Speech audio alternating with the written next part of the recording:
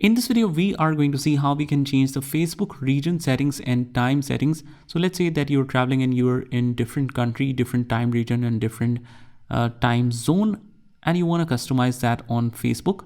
Here's how you can easily do it. Just go to the top right hand corner on your profile icon and click on the settings and privacy.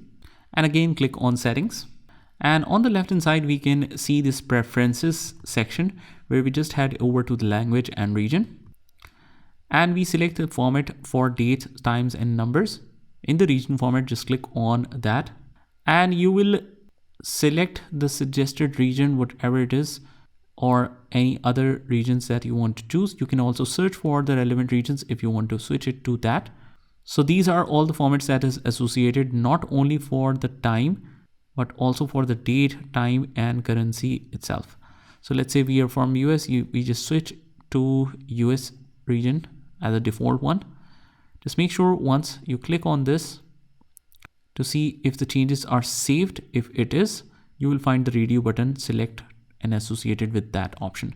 And that is all you have to do. I hope you found this video helpful, and if you did, hit the like button and subscribe to our channel, and I will see you in the next one.